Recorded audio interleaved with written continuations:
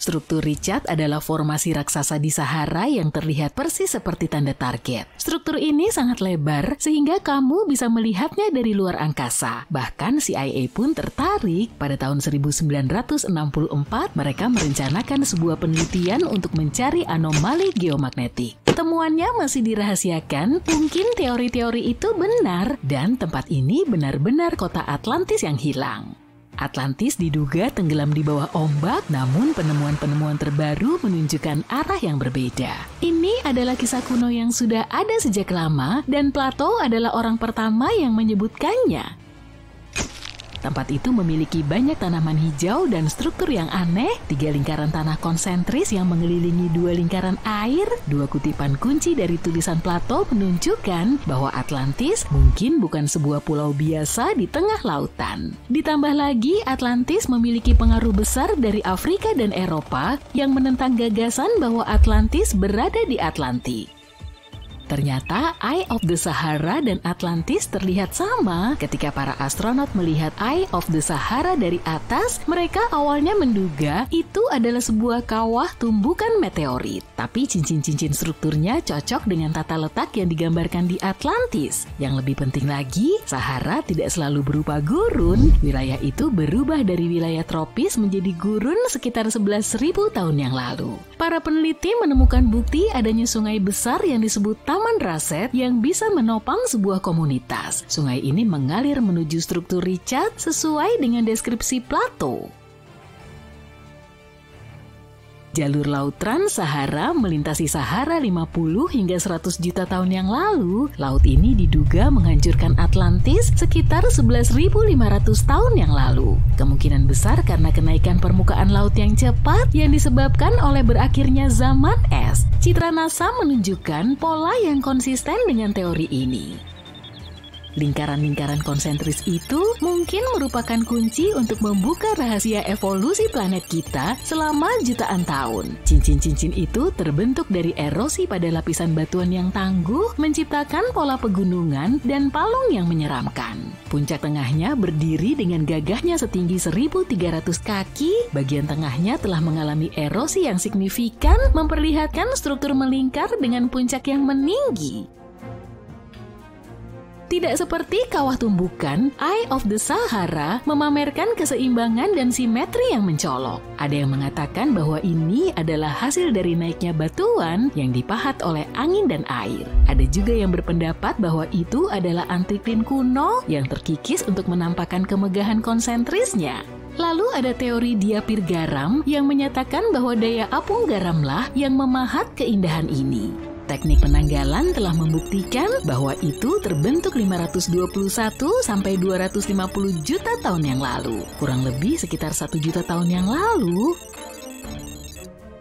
Alat-alat kuno tersebar di sekitar cincin luar struktur dekat dasar sungai. Beberapa peralatan batu yang lebih tua juga ditemukan di area yang sama. Dan tetap saja, meskipun beberapa ujung tombak dari periode Neolitikum telah ditemukan, tidak ada banyak tanda bahwa orang-orang tinggal di sana pada saat itu. Area ini tampaknya digunakan untuk kegiatan jangka pendek seperti berburu dan membuat peralatan. Masih banyak misteri lain yang menghantui dunia kita. Salah satu teka-teki tersebut ada di Norwegia. Fenomena cahaya Hesdalen yang menyeramkan, yang juga dikenal sebagai lembah cahaya, membuat para ilmuwan bingung. Lembah ini memiliki lebar sekitar 15 km. Lembah ini cukup terisolasi, tapi ada sebuah kotak biru yang aneh di lereng bukit, dilengkapi dengan kamera yang memindai limbah.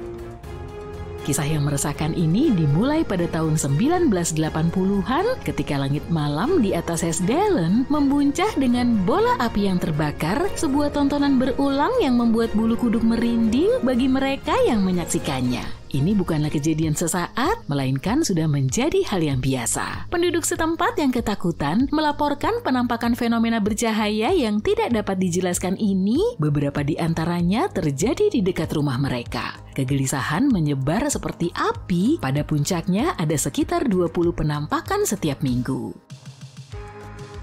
Fenomena ini merambah surat kabar, majalah, dan media di seluruh dunia. Tidak lama kemudian, orang-orang berbondong-bondong datang ke lembah tersebut berharap dapat melihat sendiri cahaya-cahaya itu. Pada tahun 1884, para ahli bergabung dengan keriuhan tersebut dengan dipersenjatai dengan instrumen canggih seperti magnetometer, radiometer, dan ohmmeter lainnya. Yang mereka temui adalah sesuatu yang membingungkan, cahaya yang sulit dijelaskan. Beberapa bergerak dengan kecepatan santai, sementara yang lain melesat melintasi langit dengan kecepatan 30.000 km per jam. Orang-orang berusaha menjelaskan cahaya-cahaya ini, diantaranya pesawat terbang, pantulan di kejauhan, bola petir, satelit, planet, meteor. Namun kecepatan dan bagaimana cahaya-cahaya ini menari-nari mengesampingkan semua teori tersebut. Kita perlahan-lahan mendekati tempat misterius lainnya. Ini adalah danau subglasial terbesar di antara 675 danau yang diketahui di Antartika. Danau ini dapat dengan mudah menyembunyikan bentuk kehidupan yang tidak diketahui. Danau ini berada di bawah lapisan es Antartika Timur, menyelamlah sekitar 2,4 km di bawah es, dan di sanalah kamu akan melihat Danau Vostok yang terletak di kedalaman 500 meter di bawah permukaan laut. Danau ini memiliki panjang 250 km dan lebar 50 km pada titik terlebarnya. Dengan kedalaman rata-rata 432 meter, danau ini juga merupakan danau terbesar ke-6 di dunia. Tempat ini seperti sebuah kota bawah laut dengan pilar-pilar tinggi dan cekungan yang dalam. Danau rahasia ini ditemukan pada tahun 1933. Namun danau ini telah menunggu untuk ditemukan selama lebih dari 2000 tahun, mengumpulkan rahasia-rahasia kuno. Pada tahun 2012, para ilmuwan mengebor es membuat lubang es terpanjang yang pernah ada. Mereka menembus es sampai ke permukaan danau, dan tahun 2013 membawa perubahan yang tak terduga ketika air yang tenang meletus selama ekstraksi inti es bercampur dengan cairan pengeboran. Kemudian mereka mendapatkan sampel air murni pada tahun 2015. Beberapa orang percaya bahwa mungkin ada bentuk kehidupan yang sebelumnya tidak diketahui di bawah sana, karena ini adalah cadangan air fosil yang belum tersentuh selama jutaan tahun. Hal itu bisa jadi mirip dengan lautan yang tertutup es di bulan-bulan seperti Europa dan Enceladus. Semuanya berawal dari sebuah teori pada abad ke-19 yang menyatakan adanya air tawar yang tersembunyi di bawah lapisan es Antartika. Kemudian pada tahun 1959, suara seismik mengisyaratkan adanya danau subglasial, dan pada tahun 1990-an, data satelit mengonfirmasi keberadaan Danau Vostok. Danau Vostok tidak sendirian. Pada tahun 2000, ilmuwan menemukan sebuah pulau di tengah danau. Kemudian dua danau yang lebih kecil bergabung. Mereka menduga ada jaringan sungai subglasial rahasia yang menghubungkan danau-danau ini. Sangat jauh dari Antartika, di Venezuela, petir Catatumbo menyajikan pertunjukan cahaya yang menyeramkan di persimpangan Sungai Catatumbo dan Danau Maracaibo. Fenomena petir yang meresahkan ini terjadi sekitar 140 hingga 160 malam dalam setahun, berlangsung selama 10 jam sehari, dan dapat bergejolak hingga 280 kali dalam 1 jam. Frekuensi pertunjukan kilat ini berubah seiring musim dan dari tahun ke tahun. Ada jeda dari bulan Januari hingga Maret pada tahun 2010, menyebabkan sedikit kekhawatiran bahwa pertunjukan ini akan lenyap selamanya. Saat matahari terbenam, angin dari arah timur mulai bertambah kencang. Angin kencang ini disebut jet tingkat rendah pada malam hari, seperti yang dapat kamu lihat di Great Plains, Amerika Utara. Angin ini membawa uap air, sebagian besar dari Karibia dan danau itu sendiri. Udara lembab ini menghantam punggung gunung yang tinggi, menyebabkan badai petir terbentuk di atas pegunungan. Berkat situasi angin yang sedang berlangsung, lebih banyak badai petir muncul saat malam semakin larut. Pola ini berulang dengan sendirinya. Itulah sebabnya area ini memiliki tingkat petir tahunan tertinggi di dunia.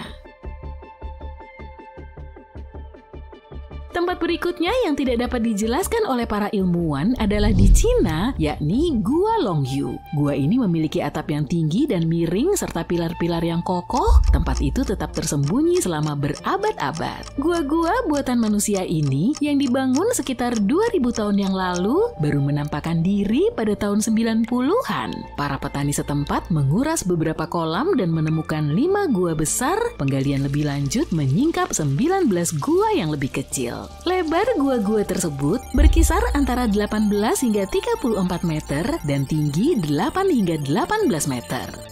Para arkeolog menemukan peninggalan bersejarah dari masa pemerintahan Kaisar Suan dari Han yang berasal dari lebih dari 2000 tahun yang lalu. Bagaimana gua-gua ini bisa bertahan selama lebih dari 2000 tahun tanpa hancur?